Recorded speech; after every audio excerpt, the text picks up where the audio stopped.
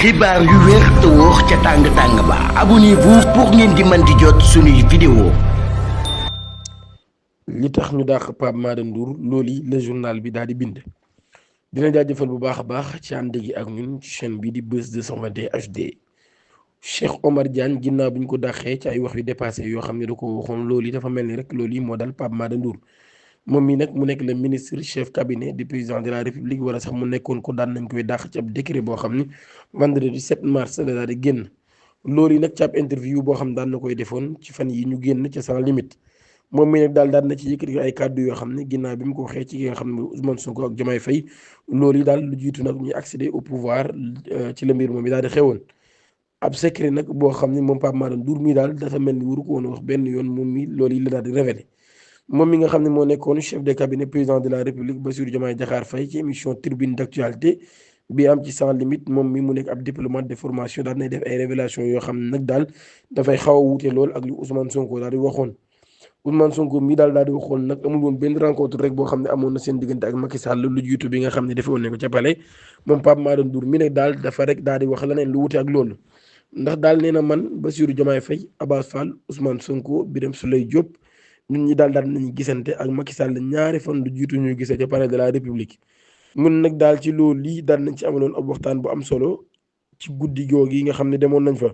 mu ne Macky Sall nag daal dalaloon nañu ci dalal boo xam ne dalal bu am solo la loolu daal di xamle ci ginnaaw déclaration boobu yi nga xam ne Pape Mada Ndour daan na koy defoon nag dafa mel ni loolu yi daal moo tax ñu daal di koy dàq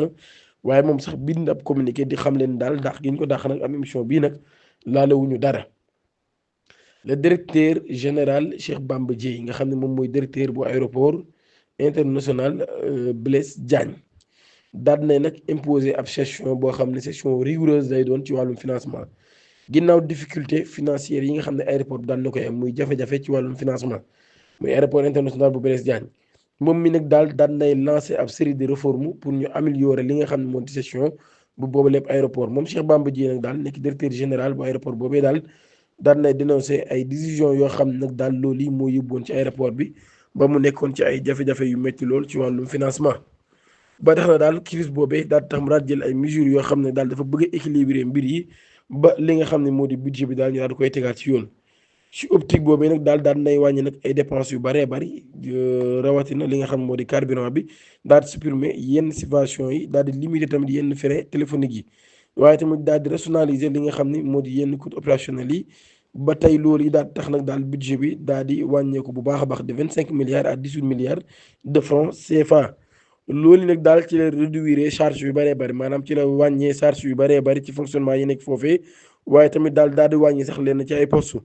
ba tey loolee li nga xam ne moo di wàllum carburant bi loolu daan na koy wàññi bu baax a baax économiser ci sax lu toll ci 275 millions de francs CFA.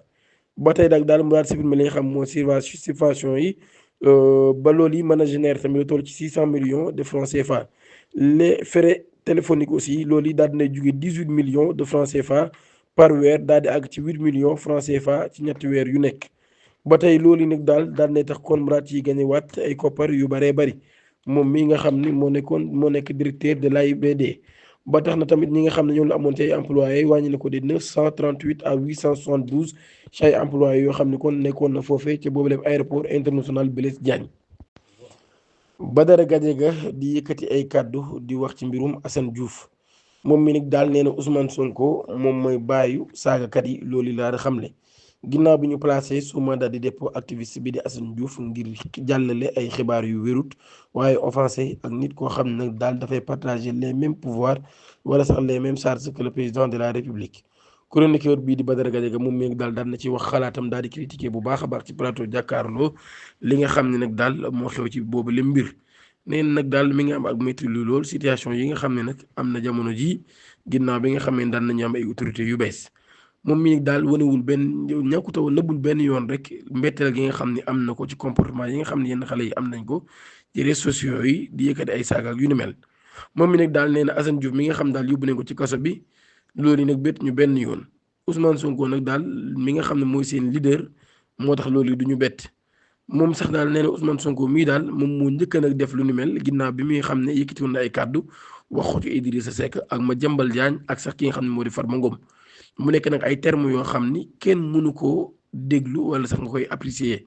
mun nag daal loolu kon dañu bett benn yoon rek bu ñu gisee ay jeunes nekk ci réseaux sociaux yi di change passé seen temps bi yëpp daal di saaga mu ne nag ku mel ne Assane Diouf kooku doon na ànd ak Ousmane Sonko ci bu yàggul te Ousmane Sonko mii daal dafa nangu woon di ànd ak moom ci jikko bi nga xam ne moom la Assane Diouf yoroon mu ne kon daal Ousmane Sonko nag moom mooy papay saagakat yi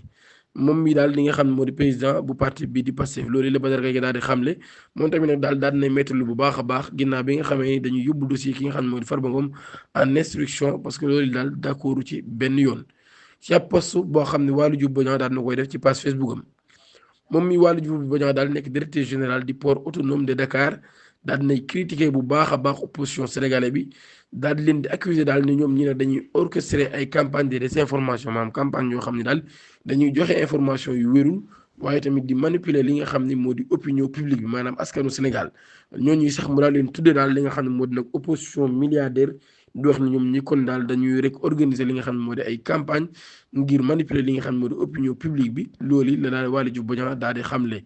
ba tey Ibrahima Guèye Nayler nekk ab militant ci parti bii di Pastef daan nañ koy nommé chargé de mission ci assemblée nationale ci def loolu di El Malick Ndiaye président bi nga xam ni mooy président de l'institution maanaam président de l'assemblée nationale. mu nekk nag ab nomination boo xam ne dafay wane reconnaissance boo xam ne am nañ ko ci moom ci engagement bi mu am ci parti bi waaye parcours bi am solo ba nga xam ni ki nga xam ni moo di Ibrahima Guèye Nayler daal dina koy am. ay rumeur yu amoon ci mbirum convocation am ki nga xam ne moo di Ardo Gningue ci réseaux sociaux yi moom mii nag daal nga xam ni moom moo nekk ki nga xam ne moo defoon ab plainte lu ñeer ci mbirum 1000 milliards yi nga xam ne doon nañ ko tudd moom mii nag daal na indi ay leeral ci page Facebook am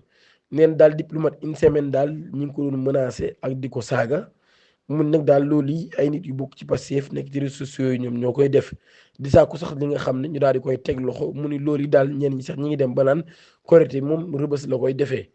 mun nag daal dafa mel ni seen demande boobee nag daal dañ ko mujjee exécuté te procureur moom moo def lu nu mel maanaam daal dafa mel ni procureur mujj naa def li nga xam moom mi ñoom ñi loolu lañ bëgg mun nag daal convoqué nañ ko lundi waaye nag nekkul koo xam ne ab dawkat la te it du daw benn yoon mu ni convoqué nañ ma alterné bu fukki waxtu jotee incha allahu rabbi dinaa wuju convocation bi nga xam ne woon nañ ma ko ci cybercriminalité mun nag daal jaakaar naa sax war naa mën a nekk nag loo xam ne mooy lu concerné mbirum milliards 1000 milliards yi nga xam ni moom ci la porté woon plainte mu ni daal kon plainte bi mën naa ñeel boobu leen mbir ndax daal nee na moom saagawul kenn te it mi ngi leeral ni jamono ji wér-gi-yaramam baax na lool dara jotu ko neen nag daal kon lépp loo xam ne dal la ko rek mi ngi nekk ci responsabilité Ousmane Sonko mun nag daal li ko gën a jaaxal nag mooy chroniqueur ak journaliste yi nga xam ni Pastef lañ bokk ñoom daal ñoo njëkk am information convocation am ka moom neen nag daal moom lu jiitu muy am convocation wala sax ñu koy woo ci division spéciale de la cybercriminalité ñi nga xam ne ñoo di waa Pastef ci ñoo ñi lay yëgee boobu lépp convocation di leen jaajëfal baax a baax ci ànd ak ñu chaîne bi di ba 221 HD di leen ñaan ngeen abonné suñu chaîne YouTube te activé cloche de notification bi pour bañ a rater suñu yeneen vidéo jërë ngeen jëf